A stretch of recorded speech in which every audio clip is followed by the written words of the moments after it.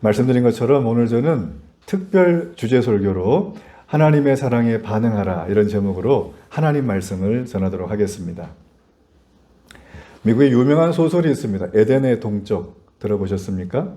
존 스타인백이라고 하는 분이 쓴 소설인데 1962년에 노벨 문학상을 받은 작품이에요. 이분은 여러 주옥 같은 소설을 쓰셨는데 1947년에 썼던 진주라고 하는 소설이 있습니다. 이 소설의 내용은 굉장히 흥미롭습니다. 어떤 내용인가? 여기에 보면 한 가난한 부부가 등장합니다. 이름은 키노, 아내 이름은 조안나. 이들은 어촌에서 가난한 어부로 살고 있는 오두막집에 살고 있었던 부부였어요. 그들은 가끔 고기를 잡다가 바닷속에 있는 진주를 발견하기도 했습니다.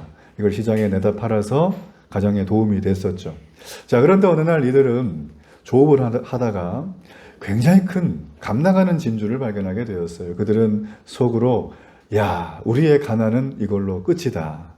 우리의 행복의 보증수표인 진주를 발견했구나. 그들은 너무 기뻤어요.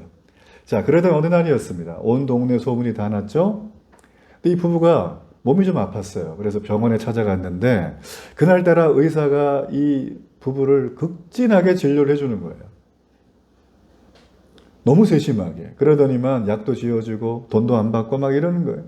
그러면서 자기가 살고 있는 집까지 찾아와서 그들에게 처방도 해주고 얘기도 해주고 굉장히 과잉친절을 하는 거예요. 알고 봤더니 진주가 탐이 났던 거예요, 의사가. 뿐만 아닙니다. 이 진주를 이렇게 딱 수매를 해서 파는 이 장사하는 사람들도 그 소식을 듣고 이 사람한테 갖은 농간과 협박과 심지어는 폭력배를 동원해서 뺏으려고까지 합니다. 어느 날 밤에 됐어요. 강도가 들어왔어요. 진주를 강탈하려고. 강도와 이 남자가 격투를 벌입니다. 이들은 생각했어요. 진주가 우리 손에 들어오면 우리의 삶에 행복을 가져다 줄 줄 알았는데 이건 뭐냐라는 거예요. 날마다 불안하고 이 진주 때문에 공포스럽고 두렵다는 거죠. 좋은 관계가 깨지기 시작을 했어요. 그래서 결국 이들은 어떻게 했냐면 이 진주를 배를 타고 멀리 바다에 나가서 던져버렸어요. 이 소설이 우리에게 주는 메시지가 무엇일까요? 이 땅에서 과연 우리는 어떻게 진정한 행복을 얻을 수 있느냐는 메시지를 주고 있는 겁니다. 여러분 행복하길 원하시죠? 행복한 사람 되기를 원하시죠? 여러분은 그 행복을 위해서 지금 어떤 걸 추구하고 있습니까? 더 쉽게 말해볼까요? 어떤 걸 모으고 계십니까? 누구나 다 행복하기를 원하죠. 그러나 이 행복을 이 땅에서 얻는 그 자체가 여러분 성경은 큰 모순이라고 말을 하고 있어요. 이 세상의 행복은 우리가 모은다고 해서 오는 게 아니라는 거죠. 대표적인 거 들어볼까요? 지금 21세기의 현대 사람들이 행복하기 위해서 날마다 아침 6시에 나가서 밤 12시에 수고하는 게 있어요. 이걸 벌기 위해서. 뭐죠? 돈을 벌기 위해서요. 돈이 있으면 힘도 좀 있을 수가 있고 돈이 있으면 관계도 얻을 수 있고 돈이 있으면 건강도 뭐 즐거운 쾌락도 우리의 삶의 소원도 모두 다 이루어질 수 있다고 믿는 사회가 지금의 사회입니다. 저는 이런 인생관을 가지고 있는 세상 사람을 바라보며 이런 학명을 제가 하나 지었어요. 아무도 얘기하지 않은 건데 제가 보다가 느낀 건 미신에 기반한 인생관이다. 제가 잘 알고 있는 어떤 분이 그렇게 돈을 좋아하세요. 돈 버는데 몰이를 하세요. 가정도 내팽개치고 오직 돈이에요, 이분은. 근데 중요한 건 뭐냐면 때마다 점집을 찾아가요. 그래서 내일 내가 어떻게 되겠냐? 올해 운세는 뭐냐? 이 집을 사야 되냐 말아야 되냐? 이상하죠? 예. 현재의 세계를 살아가면서 초월한 어떤 능력을 의지하는 것. 여러분 사람들은 이 두 가지를 늘 한다는 것입니다. 저는 그래서 생각했어요. 아니 물질적인 거는 현세적인 거 눈에 보이는 건데 이것만 꾸준하게 가는 거지. 굳이 그렇게 초월적인 거. 저는 생각했어요. 야, 돈이 저 사람에게 안전을 보장하지 않나 보다. 돈이 저 사람에게 행복을 주는 게 아닌가 보다. 저는 그걸 바라보며 그냥 대번 느끼겠더라고요. 여러분은 어떠십니까? 그래서 사람들은 이 땅을 살아가며 그럼에도 돈 버는 데 마음을 엄청나게 둡니다. 그런데 사람들이 돈 버는 방법에 대해서는 수많은 사람에게 책도 보고 얘기도 듣고 다 조언도 구하지만 돈을 왜 버는지에 대해서는 큰 고민을 안 하는 것 같아요. 일전에 제가 어느 분과 함께 대화를 하는데 이런 말을 하셨어요. 너무 가슴이 아픈 얘기라 제가 좀 전해드리는데, 이분이 젊은 시절에 가난한 집안에 태어나가지고 열심히 일했대요. 진짜 뭐 편법, 불법, 탈법, 정법 다 써가지고 하여튼 많은 부자가 되셨어요. 근데 이분이 이제 노후에 내가 이제 좀 안정적인 삶의 기반을 가지고 좀 내가 하고 싶은 거, 의미 있는 삶도 좀 살고 이렇게 좀 해봐야겠다 하고선 딱 하려고 하는데 몸이 좀 아프더래요. 병원을 찾아갔어요. 의사가 그러더래요. 선생님 왜 인제 오셨어요? 말기암이에요. 이분은 자기가 평생 동안 안 먹고 안 입고 놀지 않고 남들이 잘 때 일하고 하면서 번 그 돈을 자기 병원비로 지금 다 쓰고 있다고. 인생이 얼마나 허망한지 모른다고 그런 얘기를 저한테 하시는 거예요. 제 마음이 너무나 아팠습니다. 여러분, 지금 이 얘기 속에서 우리가 하나 짚어야 될 얘기는 돈이 행복을 주느냐라는 거고, 또 하나는 돈으로 우리가 할 수 있는 게 몇 가지나 될까를 한번 생각해 보자는 거예요. 자, 먼저 우리가 배고파요. 비싼 음식 먹고 싶어요. 맛집 가고 싶죠? 뭐가 필요하죠? 돈이 필요해요. 소화할 수 있는 힘이 필요하죠. 그죠? 그래서 우리가 값비싼 음식을 사 먹을 수는 있지만 이 돈으로 우리가 못하는 게 있어요. 나의 허물도 있는 그대로 받아주는 진실한 사랑의 관계는 돈으로 살 수가 없습니다. 그뿐이겠습니까? 나의 이 못된 성격, 못된 습관, 버려야 될 성품, 이거 돈으로 해결이 안 됩니다. 잠깐은 돼요. 그렇죠? 근데 끝까지는 안 간다는 거예요. 이뿐이 아니에요. 전 세계 여러 가지 많은 문제가 있습니다. 요즘 너 잘 아시지만 인종 간의 갈등 많고요. 그 다음에 대륙 간의 갈등, 종교 갈등 말할 필요도 없고 경제적인 갈등 너무 많아요. 그 전쟁까지 지금 하고 있잖아요. 그렇죠, 그죠? 오늘 보니까 멕시코에 무려 2만 명의 국회의원, 시의원, 상원의원, 대통령 다 뽑는 선거를 오늘 한대요. 1억 명의 유권자가. 여러분 기도해 주셔야 됩니다. 그 나라가 복음화되도록.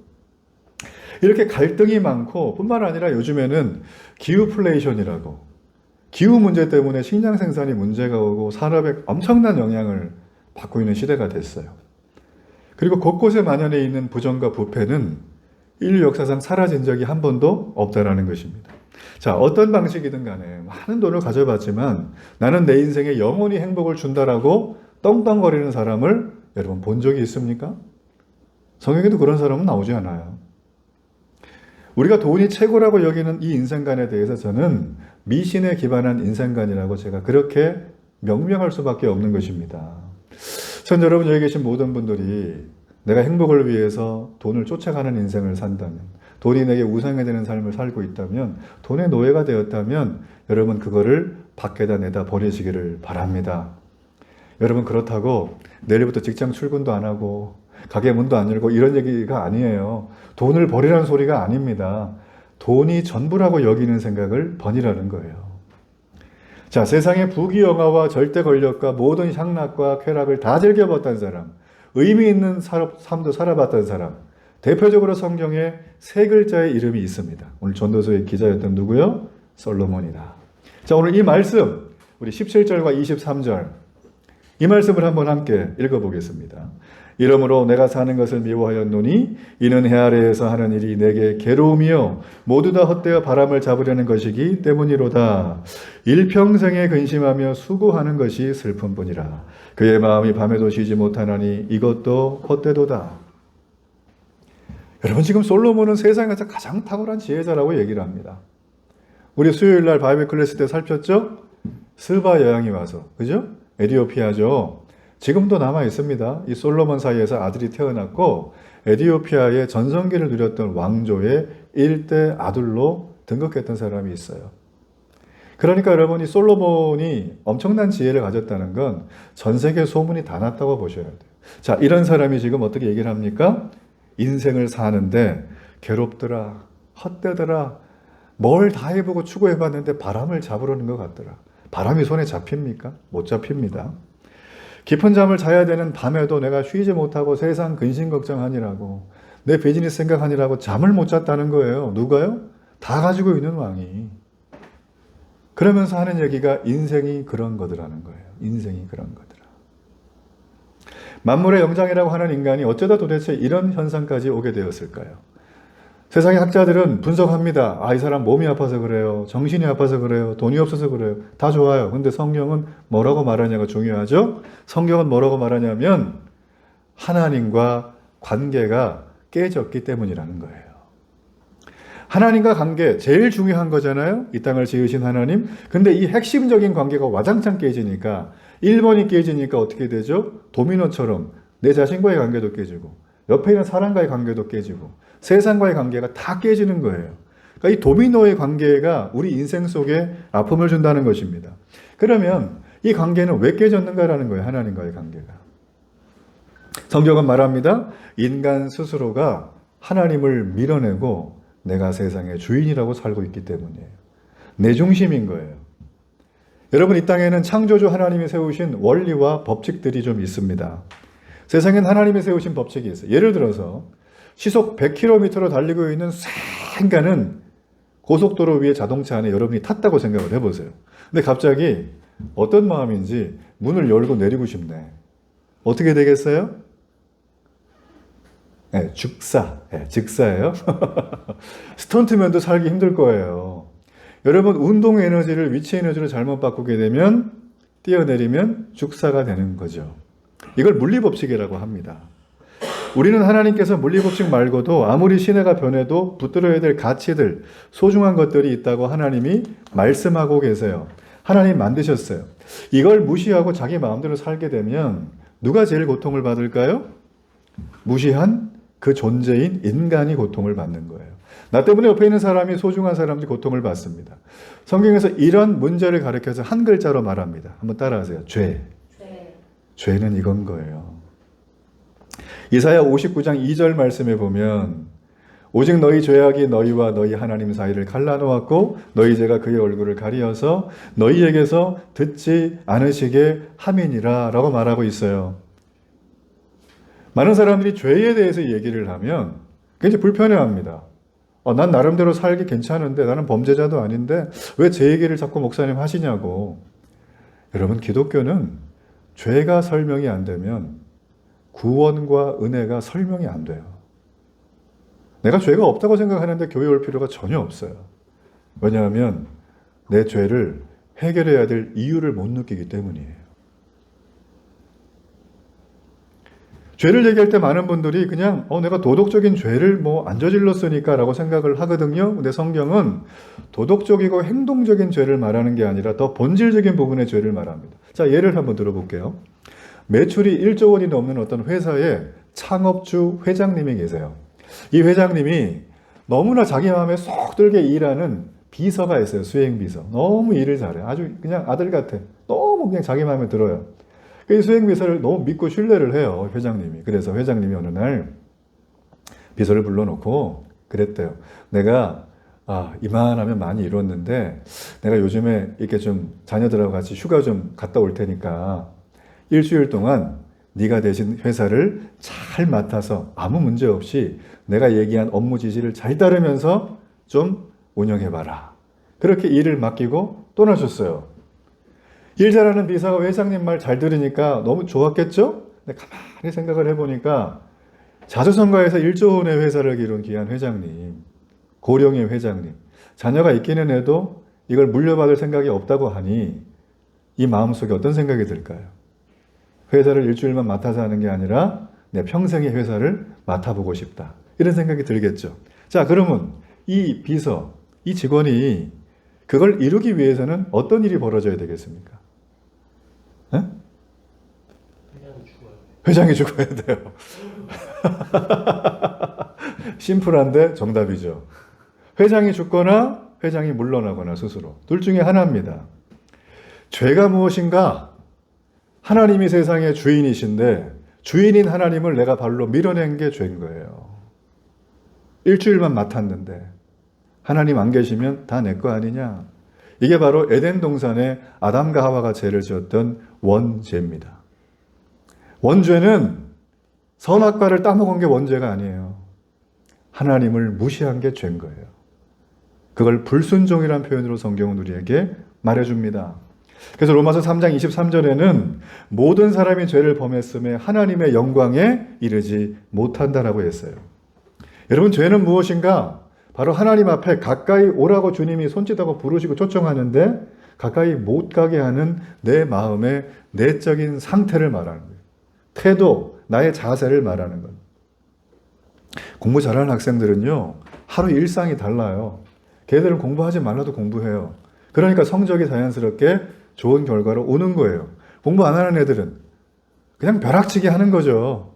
그렇죠, 그죠? 그래도 답이 또 안 나오니까 공부 안 하는 거예요. 공부에 흥미를 못 느껴요. 자, 여기 나와 있는 사람이 바로 그런 우리의 내적인 자세가 하나님을 밀어내고 있는 상태라는 겁니다. 그래서 어떤 분들은 죄라고 얘기를 하니까 뭐 나쁜 생각하는 거, 사회가 금하는 행동을 하는 거, 얘는 비도덕적이고 비윤리적이고 배은망덕해, 뭐 이런 거를 가지고 죄라고 얘기를 하거든요. 드러나는 현상. 여러분, 그렇지만 그건 죄의 본질이 아니에요. 성경에 보면. 죄의 본질은 이게 아닙니다. 지금 말한 거는 죄의 열매들을 말하는 거예요. 죄에 드러난 것들. 사과나무를 내가 심었습니다. 그럼 그 나무의 열매가 뭐가 나올까요? 사과예요. 죄의 나무를 심었어요. 그럼 그 열매가 뭐가 나와요? 죄가 나오는 거예요. 그게 사기, 도둑질, 음란 이런 게 나오는 거예요. 그러니까 내가 지금 심어놨기 때문에 나온 거지. 그죠? 어느 날 갑자기 아무것도 안 심었는데 내가 죄의 열매를 맺지는 못합니다. 그러니 우리는 태어날 때부터 내가 인생의 전부기 때문에 그 죄의 나무를 심고 태어난 존재라 우리는 자동적으로 죄의 열매를 맺게 돼 있어요. 그래서 제가 늘 말씀을 드리잖아요. 우리는 누구다? 국가대표급 죄인들이다. 숨만 쉬어도 죄 짓는 거예요, 우리는. 왜요? 원래 죄거든요. 머리부터 발끝까지 죄의 나무로 태어나서 이걸 그냥 박아놓고 살기 때문에 우리는 죄를 안 질 수가 없는 거예요. 많은 분들이 이 죄를 얘기를 하면 나는 그래도 살만해요 라고 하는 얘기를 많이 하십니다. 그냥 나름대로 인생을 살아보면서 이거 피하고 이렇게 안 하면 살만하다는 걸 경험적으로 알거든요. 그래서 많은 분들이 죄 때문에 그 본질 속에서 고통당하는 것들을 외면하고 삽니다. 심지어는 교회에서 이렇게 와서 설교할 때, 성경을 공부할 때 죄인이라는 얘기를 하면, 그죠? 저도 죄인이죠. 죄인이란 말을 하면 굉장히 불편하고 화를 내는 분들이 계세요. 그러면서 그러는 거예요. 이런 말을 하세요. 나는 법이 지키는 거 다 지켰고 나는 뭐 이렇게 교도소 수감한 사람도 아닌데 왜 나보고 죄인이라고 하느냐. 난 지금까지 부모님 속 속인 적도 한 번도 없다. 나는 누구 사기친 적도 없다. 나는 죄인이 아니다라고 자꾸 얘기를 하는 거예요. 그래서 많은 분들이 많은 현대인들이 자신은 죄인이 아니라고 생각을 합니다. 여러분, 그렇지만 말씀드린 것처럼 우리는 죄인이 아니라고 아무리 항변해도 우리의 뿌리는, 우리의 나무는 죄의 나무요 뿌리예요. 거기서 우리는 전혀 나갈 수가 없습니다. 그럼 무엇이 죄인가? 말한 것처럼 하나님을 내 인생의 중심에서 밀어낸 게 죄라는 거예요. 그게 죄라는 거예요. 그 사람들이 하나님을 밀어내고 한번 살아보려고 했습니다. 뭐 법도 만들고 제도도 만들고 여러 가지 많은 상황을 만들어 봅니다. 나라의 부국 강병을 위해서 애써 봅니다. 오늘 솔로몬이 우리가 읽지 않았지만 2장에 보면 어떤 일을 했냐면 솔로몬은 왕이 된 다음에 하나님의 지혜를 받고요. 우리로 말하면 회사를 확장했던 사람이에요. 창업주인데 중소기업 만들고 대기업까지 만들었던 사람이에요. 뿐만 아니에요. 세상의 즐거운 쾌락을 다 누려본 사람이에요. 그분의 부인은 700명, 그분의 첩은 300명. 나라를 잘 이끌어 보려고 1000명이나 되는 아내들이 있었던 사람이에요. 뿐만 아니라 이 사람은 자녀도 많았어요. 뿐만 아니라 이 사람은 전 세계가 다 부러워했어요. 그리고 하나님의 사랑을 받았어요. 그러니 솔로몬이 교만해질 수가 없는 환경이었죠. 교만해질 수밖에 없는 환경. 그는 끝내 마지막에 타락할 수밖에 없었어요. 여러분, 많은 사람들이 자기가 상태가 좋고 상황이 좋을 때는 그냥 나름대로 잘 살아가는 것처럼 보입니다. 그러나 인생에 내가 원하지 않는 시련이 막 찾아올 때, 몸이 아플 때, 일이 뜻대로 안 될 때, 그때 사람들은 절망에 빠지기 시작해요. 왜냐하면 내 뜻대로 안 되는 인생, 너무나 괴롭기 때문에. 그래서 내 내면에 있었던 여러 가지 에너지나 동기가 다 사라지게 되고 내가 원하는 조화로운 삶을 못 살 때 사람들은 삶을 놓기 시작합니다. 제가 엊그제도 그런 분 한 분 얘기를 들었어요. 집에서 나오지를 않는데 나이가 60이 다 되신 분입니다. 얼마나 마음이 아픈지 모릅니다. 여러분, 이렇게 생명이 끊어진 하나님을 무시하면 이런 피할 수 없는 결과를 우리는 경험할 수밖에 없다라는 거예요. 사람은 제가 볼 때 딱 두 가지의 종류가 있어요. 한쪽은 뭐냐면 아우 저 사람은 태어날 때부터 금수저고, 저 사람은 부모님이 부자고, 저 사람은 건강하고, 저 사람은 하는 일마다 잘 되고, 머리도 똑똑하고, 운동도 잘하네, 인기도 좋고. 그러면서 하는 얘기가 뭐죠? 나는 저 사람이 가지고 있는 게 하나도 없어. 열등감에 빠지는. 그게 사람의 한 부류예요. 또 어떤 사람은 다 가지고 있어요.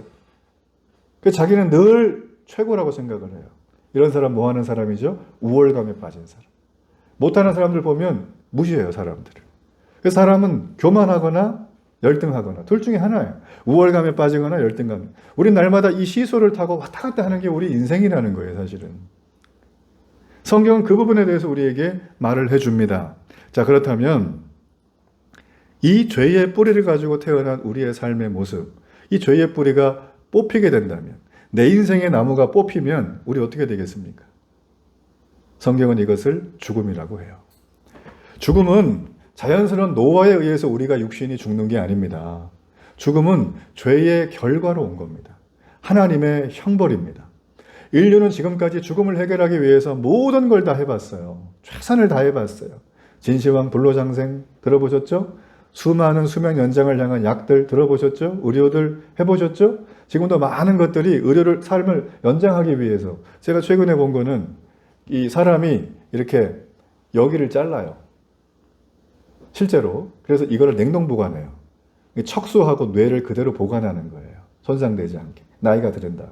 그리고 육신을 아주 20대 젊은 몸으로 갈아 껴요. 근데 이거를 뭐 이렇게 접합하는 기술이 있대요. 근데 문제는 뭐냐면 이게 부작용이 안 나게 하기 위해서 평생 약을 먹어야 돼. 독한 약을. 네. 부자들한테 판매하는 판매로 지금 만들려고 개발 중이래요. 여러분, 그런 사람을 우리는 어떻게 사람으로 정의를 해야 되겠습니까? 뭐 트랜스휴먼이에요? 기계복합 인간입니까? AI가 탑재된 인간인가요? 인간에 대한 정의를 지금 흐트려고 하는 것들이 너무나 많아요. 여러분, 인간은 죄의 결과로 다 죽습니다. 그래서 죽음을 바라볼 때마다 우리는 죄인이라는 게 깨달아져야 돼요. 그냥 죽는 게 아니에요. 사고로 죽고 이게 아니에요. 성경은 이 죄를 정리하지 않으면 우리의 육신의 죽음 이후에 영원한 형벌의 죽음이 있다고 말해주고 있습니다. 이게 둘째 사망이라는 거예요.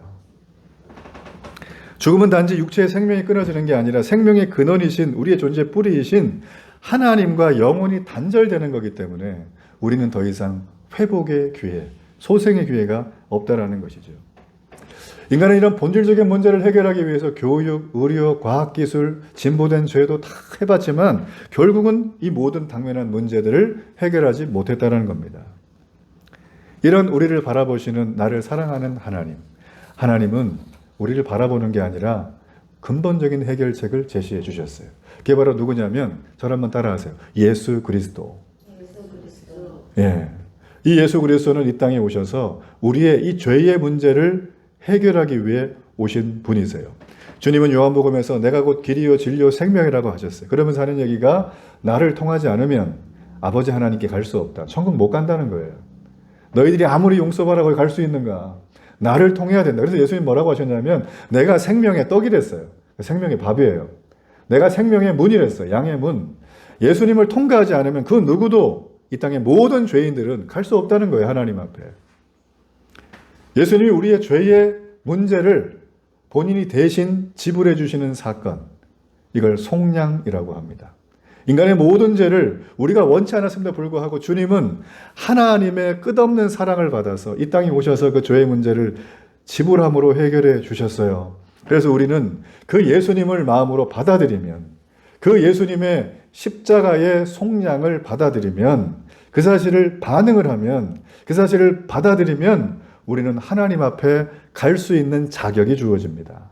이걸 뭐라고 하냐면 에덴 동산의 회복이라고 합니다. 깨어진 에덴 동산 창세기, 회복된 요한계시록. 성경 전체는 이 얘기를 우리에게 말해주고 있는 거예요. 여기에 우리가 한 가지 조금 짚어 넘어야 될 게 있습니다. 하나님은 우리를 사랑하시죠, 그죠? 하나님은 사랑이시라 요한 사도는 요한일서에서 계속 그 얘기를 합니다. 중요한 건 하나님의 사랑과 하나님이 우리에게 주신 율법인 공의가 있어요. 성경, 그죠? 근데 거기에는 하나님의 사랑도 있지만 하나님의 공의도 있어요. 이 두 가지가 같은 선상에 있을 수 있는 단어들이 아닙니다. 자, 쉽게 설명해 볼게요. 자녀를 키워보신 분들 다 아실 겁니다. 본인이 자녀인 분들도 아실 거예요. 부모님이 이거 하지 마 라고 한 거 있죠. 그죠? 밥 먹기 전에 손 닦고 와야 돼? 알았지. 근데 밥을 먹기 전에 손을 안 닦고 왔네? 그럼 여러분이 부모면 어떻게 하시겠어요? 하여튼 알아서 하시겠죠. 애가 알아들을 수 있도록 아마 타이르고 교육을 할 거예요. 그렇겠죠. 그죠? 그래서 알아들으면 잘하고 있으면 얼마나 흐뭇하겠어요. 근데 인간은 알아들은 척 하면서 잘 안 따라합니다. 그래서 부모가 끝없이 용서해줘요. 계속 용서해주고, 용서해주고, 용서해주고, 받아주고. 이걸 뭐라고 하죠? 부모의 사랑이라고 합니다. 하나님의 사랑이 이와 같은 거예요. 우리가 원하지 않았어요. 근데 하나님 당시 우리를 사랑하셔서 하나밖에 없는 독생자 아들 예수님을 이 땅에 보내셔가지고 그 예수님이 우리의 죄를 완전히 정리하게 하셨어요. 안 그러면 우리 다 지옥 가니까. 인생이 지옥이니까. 이걸 하나님의 사랑이라고 표현해요. 그렇다면 하나님이 이 사랑해 주셨으니까 80억 인구들에게 이제부터 다 구원받는다 시작 땡 하면 다 받을 수 있겠죠? 자, 이렇게 되면 뭐가 문제가 될까요? 성경의 위배가 되는 거예요. 성경은 뭡니까? 하나님의 약속의 책이에요. 언약의 책. 하나님은 이렇게 구원을 이루겠다고 약속을 이미 해주셨어요. 그 약속이 위배가 되는 거예요. 하나님의 정의가 무시되는 거죠. 이건 이러면 안 되겠죠. 하나님의 공의가 무시되는 거예요. 그래서 율법의 다른 이름은 하나님의 공의예요. 하나님은 공의로운 재판관입니다. 그래서 하나님은 우리 인간들에게 너 구원받아 이렇게 말하지 않고 예수 그리스도의 십자가의 구속의 속량을 믿으면 내가 너를 나의 자녀로 인정해 주겠다라고 하셨어요. 하나님의 완전한 공의도 실현이 됩니다. 그리고 하나님의 사랑이 충돌되지 않고 완전히 실현됩니다. 자, 그 사건이 바로 우리 주님이 이 땅에 오신 사건이에요. 이 세상에 그 어떤 사람도 사랑과 완전한 정의가 일치되는 사람은 단 한 명도 없습니다. 다 치우치게 돼 있어요. 너무 사랑하거나 아니면 애들 혼내기만 하거나. 맞죠? 근데 하나님은 그거를 이루셨어요. 그래서 사람들이 그래요. 와, 기독교가 그런 거면 너무 신기하다. 아니, 세상에 어떤 종교가 어떤 경전과 어떤 신이 세상에 인간의 죄를 해결하려고 자기가 죽냐? 말도 안 된다. 이런 얘기를 한다는 거죠. 그러면서 하는 얘기가 세상에 그런 일이 절대 일어날 수가 없다라고 해요. 그래서 많은 사람들이 부활의 주님을 안 믿는 거예요. 들으려고도 하지 않는 거예요. 그분이 이 땅에 온 것까지는 인정해요. 근데 왔는데 어떤 사람은 천사로 왔다. 영이죠? 어떤 사람은 육신으로만 왔다. 육체죠? 이 두 가지를 왔다 갔다 해요. 그래서 이걸 가지고 이단들이 너무 많아요, 지금도. 그래서 지금 많은 우리 주변에 이단들이 다 뭐예요? 육신의 예수, 재림 예수가 자기라는 거예요. 자기 이름 집어넣고 이만희가 막. 아시겠죠? 이단들은 해 아래 새 것이 없어요. 다 했던 거 뻥튀기 하는 거예요. 주님은 이 땅에 오실 때 우리에게 분명히 말씀해 주셨어요. 말도 안 되는 거지만 하나님은 우리를 사랑하시기에 내가 왔고 그 사랑을 이루는 방법이 나의 핏값이라는 걸 주님이 몸소 실천하신 사건, 그게 바로 그리스도의 십자가입니다. 그게 바로 부활이라는 거예요. 자, 우리는 그러면 이걸 경험하게 되면 어떻게 될까요?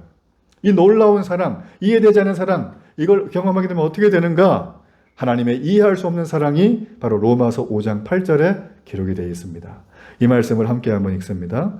우리가 아직 죄인 되었을 때 그리스도께서 우리를 위하여 죽으심으로 하나님께서 우리에 대한 자기의 사랑을 확증하셨느니라. 자, 하나님이 우리 사랑을 우리에게 해주신답니다. 언제요? 우리가 아직도 죄의 늪에 있을 때, 하나님을 인식도 못할 때, 내 마음대로 인생을 살아갈 때. 여기는 분들 다 그런 분들 아니에요? 저를 포함해서? 그렇죠? 하나님을 믿지 않는 집안에서 태어나서 지금까지 살면서 하나님을 들어본 적이 없는데 하나님이 나를 부르셨어요. 놀라운 사건. 그러면서 하나님 그러셨어요. 아들을 보내서 죽게 했거든. 그게 내 사랑의 표현이야. 확실한 증거라는. 이보다 더 큰 증거는 없다라는 거예요. 여러분, 우리는 이 하나님의 확실한 사랑의 증거를 받은 자인 줄로 믿습니다. 하나님의 사랑과 완전한 공의를 신뢰하시기 바라요. 자, 지금까지 우리는 하나님의 사랑에 대한 얘기를 들었습니다. 자, 그렇다면 이제 우리는 반응을 해야 됩니다. 어떤 반응을 해야 될까? 말씀드린 것처럼 하나님이 이 땅의 중심이시고 하나님이 모든 걸 이끌어가는 통치자고 내 인생의 주인이자 모든 걸 이끄시는 분인데, 그죠? 그 하나님을 우리는 발로 밀었어요. 내가 인생 살아보겠다고, 내가 중심이라고. 자, 이렇게 살았던 우리들이 이 하나님의 사랑 얘기를 지금 다 듣고 내가 이제 결단한다면 이제 우리는 이런 삶을 살아야 되겠죠. 바로 하나님이 내 인생의 중심이시다. 나는 세상 말 안 듣고 그분 말 듣는다. 그 어촌의 어부가, 가난한 어부가 진주 하나 발견하고 그렇게 쾌재를 불렀잖아요. 진주 하나 발견해도 그 정도인데 하나님이 내 인생의 중심이라면 우리는 우리의 인생을 완전히 유턴을 해야 됩니다. 자, 이거를 전문용어로 회개라고 합니다. 유의할 부분은 회개와 후회는 비슷해 보이죠? 달라요. 제가 늘 상담할 때 듣는 건 다 후회들이에요. 아휴, 내가 그때 그래가지고 내가 이걸 이렇게 했어야 되는, 이건 후회예요, 후회. 회개는 뭔가요? 말만 그렇게 하는 게 아니라 실제 방향을 바꾸는 거예요. 금연하겠다, 바꾸는 거예요. 음란하지 않겠다, 바꾸는 거예요. 내가 성실하게 살겠다, 바꾸는 거예요. 고민 안 하는 거예요, 그게. 자, 여러분, 성경에서 회개를 하려면 다음 두 가지 내용이 필요하다고 합니다. 첫 번째는 로마서 1장 21절이에요. 자, 이 말씀 함께 한번 읽어봅니다. 하나님을 알되 하나님을 영화롭게도 아니하며 감사하지도 아니하고 오히려 그 생각이 허망하여지며 미련한 마음이 어두워졌다. 여러분, 이게 회개 전에 내가 삶의 중심이야 라고 했던 삶의 모습이에요. 내 마음대로 살겠다. 여기 보면 어떻게 되어 있습니까? 하나님을 들은 적은 있어요. 근데 하나님을 무시하고 살아요. 감사한 게 생겨도 내가 잘했으니까 교만해요, 사람은. 그리고 이거 하면 죽는데 날마다 미련한 거 하는 거예요. 8시간 일하면 쉬어야 되는데 안 쉬고 일 계속해요. 그럼 죽는 거죠, 뭐. 그게 미련함 가운데 있는 우리의 모습이라는 것입니다. 그래서 회개는 하나님이 내게 오셔서 새로운 명령, 오더라는 걸 인정하는 거예요. 그분의 말씀을 따라가는 거죠. 그리고 또 하나, 이 회개는 주님이 나를 위해서 십자가에 죽으시고 부활하신 그 사건을 인정하고 환영하고 받아들이고 믿는 거예요. 믿음은 무엇입니까? 내가 믿어요 라고 하는 게 아닙니다. 그걸 인정하는 거예요. 그리고 받아들이는 거예요. 돌이키는 거예요. 여러분, 그러므로 기독교에서 말하고 있는 구원이란 무엇이겠습니까? 구원이란 죽어서 천국 가는 거? 아니에요, 그거. 제가 자주 말씀드리죠. 구원은 좁은 문입니다. 죽어봐야 아는 건 아니에요, 가톨릭처럼. 그러나 구원은 좁은 문이에요. 나는 하나님을 믿어요 하면서 교회 안 나오는 거 가짜입니다. 난 하나님을 믿는데 말씀대로 전혀 살지 않는 것도, 이것도 제가 볼 때는 시원치 않아요, 이것도. 구원은 무엇이냐면 하나님과의 관계가 회복된 사람을 말하는 거예요.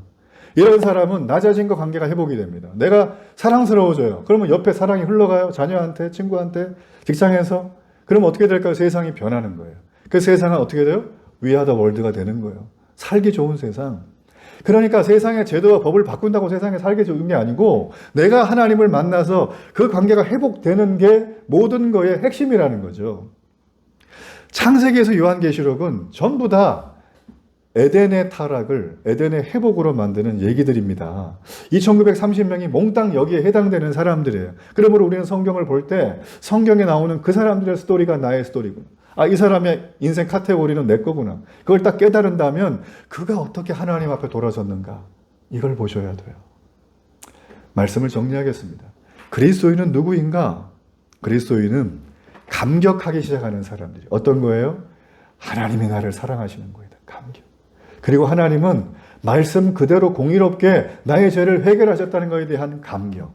그래서 나는 얘기를 하는 거야. 하나님, 제가 부족한데 이렇게 나를 건지셔가지고 나를 사랑하시네요. 내가 말만 들었는데 이제 알겠어요. 근데 주님 함께 가랄게요. 주님 하시는 말씀 따라갈게요. 나 주님 없이 못 살아요. 이렇게 되는 거죠. 이런 사람이 바로 그리스도인이라고 할 수 있습니다. 전 여러분이 이 사랑 얘기를 들으셨다면 오늘부터 결단하고 반응하기를 바랍니다. 제가 한 분만 제가 예화를 들고 마칠게요. 1935년에 미국에서 심리학을 전공한 한 젊은이가 당시에 2차 대전, 그죠? 1차 대전 그 사이에 얼마나 세상이 어지러웠습니까? 그러면서 사람들의 마음에 힘든 걸 보고, 그래, 내가 도움을 줘야겠다. 그래가지고 심리와 여론을 조사하는 기관 하나 만들었어요. 그게 뭐라면 조지 갤럽이라는 사람, 갤럽 연구소. 자, 이게 선풍적인 인기를 타서 잘 운영이 됐어요.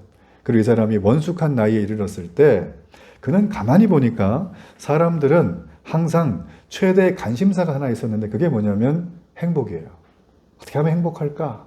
그래서 그가 행복에 대해서 리서치를 해가지고 어느 TV 토크쇼 프로그램에 나가서 이런 얘기를 해줬어요. 가장 행복한 사람은 누군가 내가 보니까 조사해봤더니 종교적으로 생생한 체험을 날마다 하는 사람입니다. 아마 기독교 나라니까 크리스찬들을 말하겠죠? 그리고 가장 불행한 사람은 누군가 그랬더니 각종 중독에 빠져 있는 사람들입니다. 여러분 갤럽이 내린 결론은 진정한 신앙의 체험을 하고 신앙생활을 하는 그리스도인들이 가장 행복한 사람이라는 뜻이에요. 우리가 구원을 받았죠. 더 이상 아무 걸 안 해도 그 자체가 행복한 존재인 줄로 믿습니다. 여러분 구원받은 사람은 주권이 내게 있는 게 아니에요. 제가 자주 말씀드리죠. 복음으로 함께 걷는다는 건 내 길을 내가 정해서 가는 게 아니라 그분이 원하는 길을 걸어갑니다.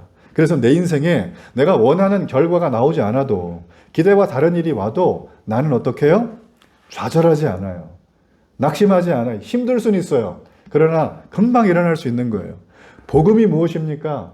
복음은 죽어서 구원 가는 티켓이 아닙니다. 복음은 내 어떤 상황이 와도 어떤 형편에도 하나님이 함께 하시는 것을 깨닫게 되는 거예요. 복음이 내 안에 있으면 내가 원하지 않는 상황이 맨날 벌어져도 야 교회 다녀가지고 일이 안 풀리는 거야. 교회 다니지 마. 이런 말 안 하게 되는 거예요. 구원받은 사람이라면. 내가 원하지 않은 상황이 와도 하나님은 이끌어가는 거예요. 그걸 믿는 거예요. 왜냐? 이 땅은 잠시 있다 사라지는 안개와 같고 아침 이슬 같은 거라고 성경은 말해줍니다. 여러분 저는 행복자가 되기를 축복합니다.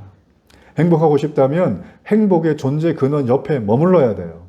전 여러분이 그 주님과 함께 머물면서 정말 오늘 허락하신 하나님의 사랑에 반응하시고 그 반응함으로 모든 삶을 넉넉히 이기실 주의 이름으로 축복합니다.